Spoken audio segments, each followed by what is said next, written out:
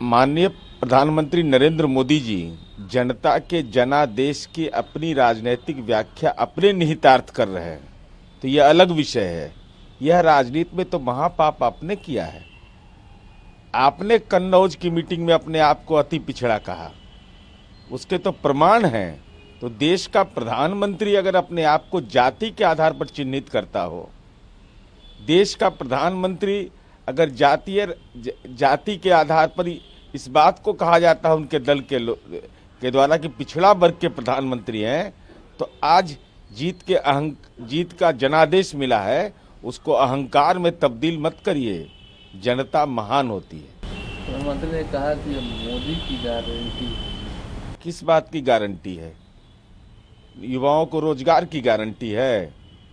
अग्निवीर जो भारत माँ के सपूत हैं, अगर वो दुखद घटना में शहीद हो जाएंगे तो उनको अनुकंपा का लाभ नहीं मिले, इसकी गारंटी है। क्या इस बात की गारंटी है कि पिछड़ा वर्ग और अति पिछड़ा वर्ग का शिक्षा का लिवाला छीन लेंगे? किस बात की गारंटी है? अरे मोदी है तो इस बात की गारंटी है कि सावरकर की पूजा होगी, अंबेडकर की पूजा नहीं होगी। क्या वजह है नीरज जी, जिस तरीके से जो कांग्रेस की हार हुई है, लगता नहीं कि इंडिया अलायंस को साथ में नहीं लेकर चलना भी एक हार की वजह है?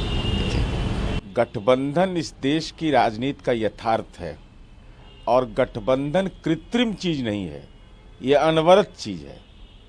बैठक से चुनाव के नतीजे नहीं प्रभावित होते हैं। जब तक साझा रणनीति और कार्यनीति नहीं बनेगी, तब तक वह जनता का विश्वास प्राप्त नहीं होता है।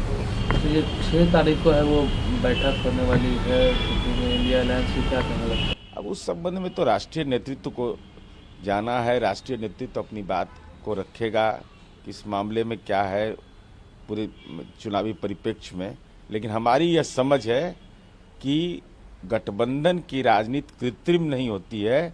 गठबंधन सतत यथार्थ है, साझा रणनीति होती है, साझा कार्यक्रम होता है। केवल बैठक कर लेने से ही चुनाव परिणाम प्रभावित नहीं होता है।